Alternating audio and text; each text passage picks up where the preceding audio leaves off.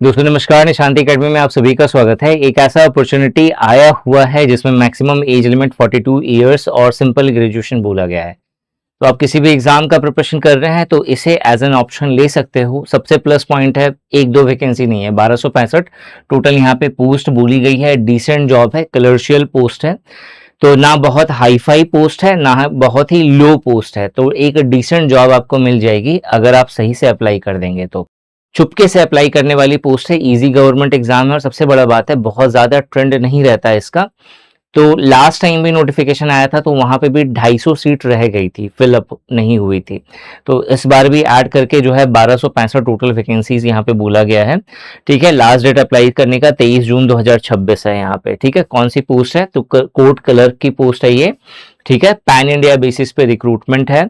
बस जो reserved category का अगर आप फायदा लेना चाहते हो तो आपको हरियाणा या पंजाब का जो है आपको निवासी होना पड़ेगा, तभी जाकर के आपको रिजर्व कैटेगरी का बेनिफिट मिलेगा। ठीक है, 26 मई से यानी कल से स्टार्ट है एप्लीकेशन फॉर्म और 23 जून है लास्ट डेट अप्लाई करने का। भी डिटेल में मैं बता दूंगा।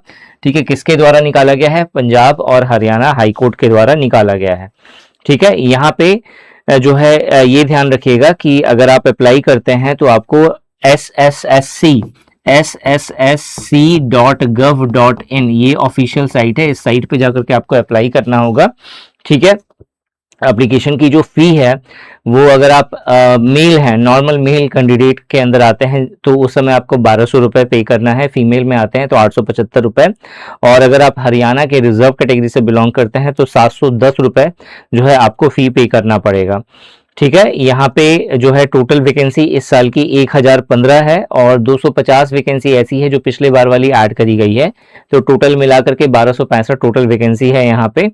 ठीक है, सिंपल ग्रेजुएशन की डिग्री बोली गई है, लेकिन साथ में कंप्यूटर आपको आना चाहिए। कंप्यूटर का सर्टिफिकेट नहीं चाहिए लेकिन नॉलेज चाहिए। उसमें भी क्या, आपको वर्ड प्रोसेसिंग यानी कि एमएस वर्ड पे काम करना आना चाहिए और स्प्रेडशीट यानी एक्सेल पे काम करना आपको आना चाहिए। ये दो चीजें आपको पता है तो फिर आप अप्लाई कर सकते हैं। एक और क्राइटेरिया बोला गया है, लेकिन मोस्ट ऑफ द केसेस में ये क्राइटेरिया रहता है कि आपका 10th में या फिर 12th में या फिर ग्रेजुएशन में या फिर अगर आपने मास्टर डिग्री करा है तो मास्टर डिग्री में कहीं पे भी हिंदी एज अ सब्जेक्ट एक सब्जेक्ट होना चाहिए।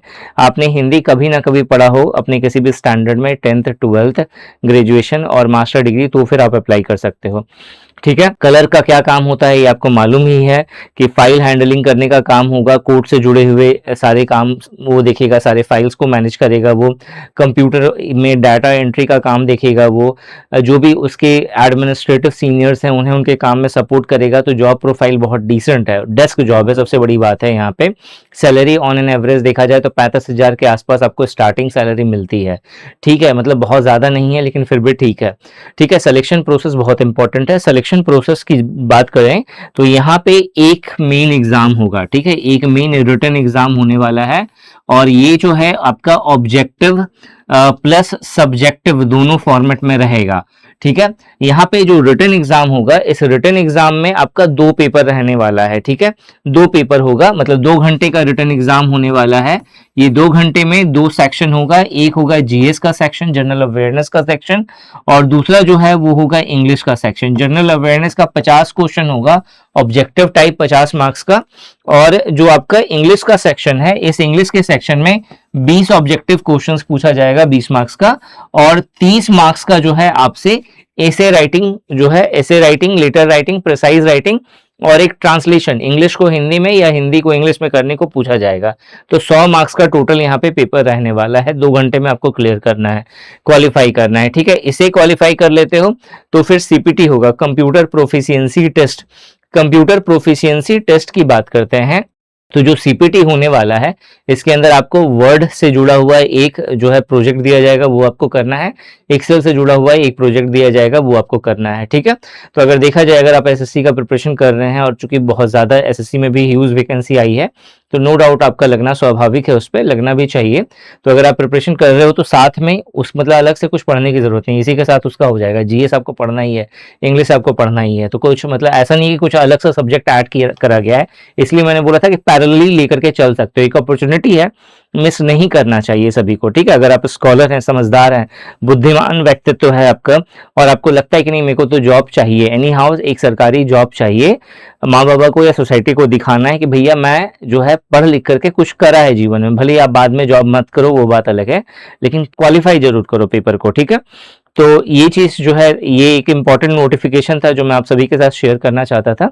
आपको इससे रिलेटेड चाहे डिस्क्रिप्टिव का कोर्स हो या फिर प्रीलिम्स का कोर्स हो, अगर आप लेना चाहते हैं तो आप निशांत एकेडमी एप्लीकेशन डाउनलोड कर सकते हैं। वहाँ पे आपको इससे related courses, test series, notes सारा कुछ मिल जाएगा। बाकी कोई भी डाउट हो तो कमेंट सेक्शन में कमेंट करके ज़रूर पूछेगा। Thanks for watching this video and wish you good luck for your paper.